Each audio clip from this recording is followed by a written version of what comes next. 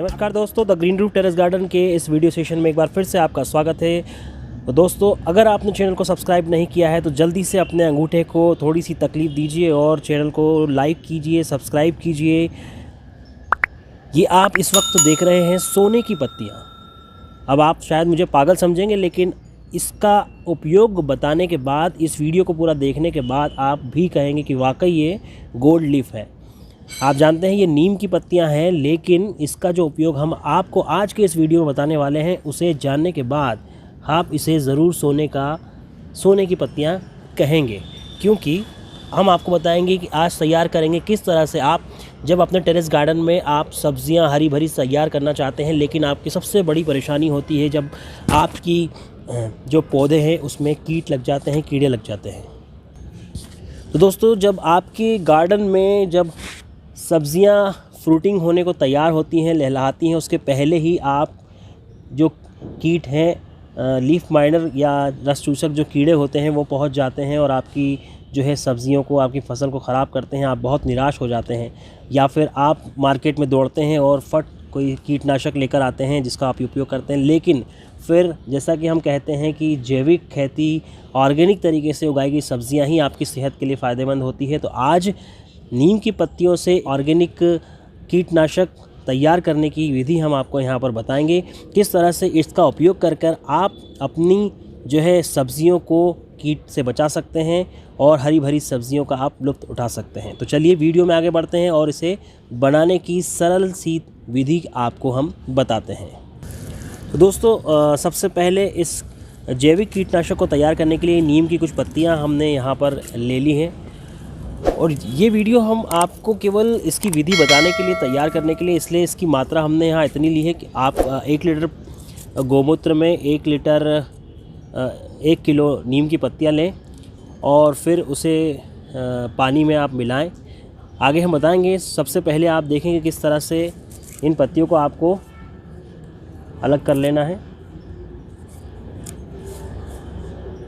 और यहाँ पूरी तरह से ये देसी तरीके से हम आपको इसे, ये चटनी बटने का जो सिलबट्टा होता है उसका इस्तेमाल हम यहाँ कर रहे हैं, क्योंकि हम पूरी तरह से जैविक विधि का इस्तेमाल करके जैविक सब्जियाँ आप तक पहुँचाने का, जानकारी आप तक पहुँचाने के लिए हम प्रयासरत रहते हैं।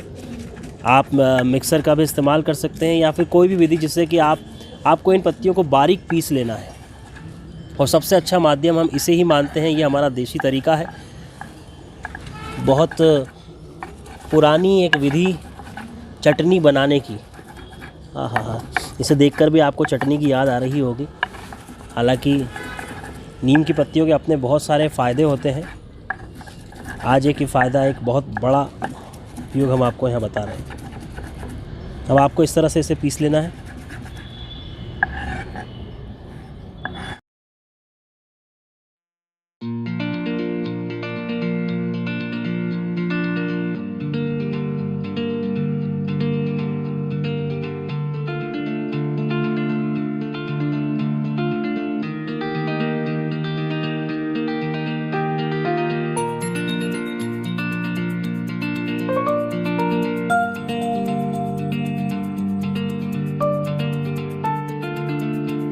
दोस्तों, ये हरी भरी नीम की चटनी यहाँ तैयार हो गई है और वाकई एकदम चटनी की शक्ल में इसे आपको पेस्ट बना लेना है।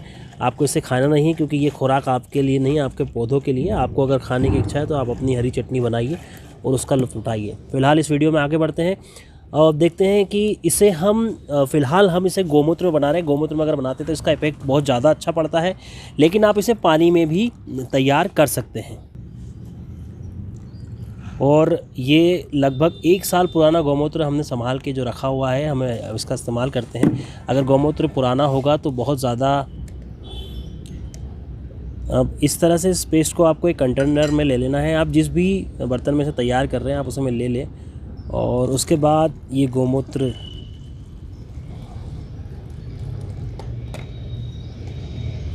इस तरह से इसमें मिला दिया है।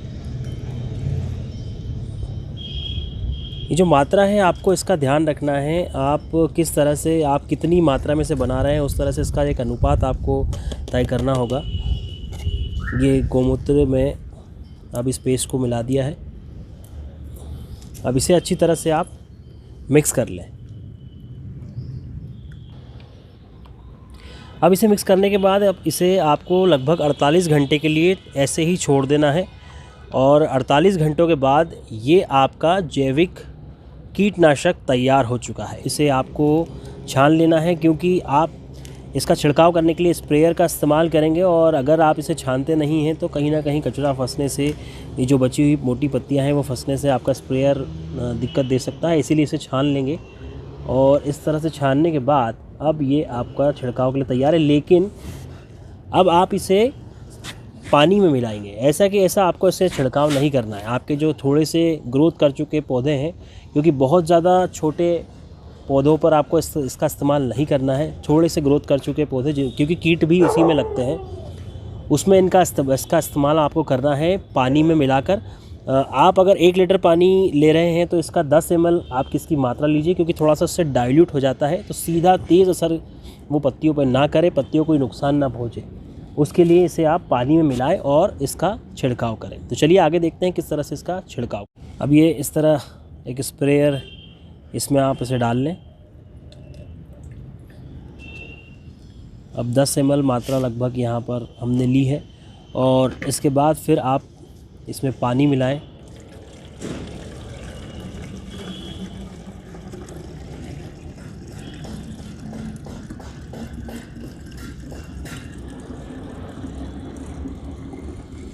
ये आपका जैविक कीटनाशक तैयार।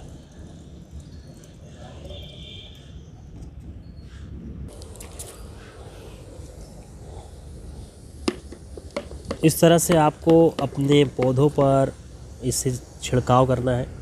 ये आपका जैविक कीटनाशक तैयार है।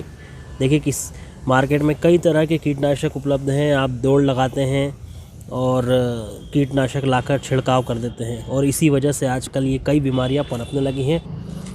और देखिए ये हमारे the green roof terrace garden के आंगन की तुलसी है और किस तरह से आप देख सकते हैं इसकी ग्रोथ। आपकी अमूमन यह शिकायत रहती है कि तुलसी की जो पौधे हैं वो पनपते नहीं हैं, उनमें कीड़े लग जाते हैं। तो ये जो जैविक रसायन यहाँ हमने तैयार किया है, जैविक कीटनाशक, उसका इस्तेमाल आप तुलसी पर भी कर सकते हैं। यदि आप सब्जियाँ नहीं भी लगाते हैं तो भी ये कीटनाशक आपके लिए बहुत उपयोगी है। तुलसी माता की देखरेख के लिए बहुत ही अच्छा जैविक रसायन।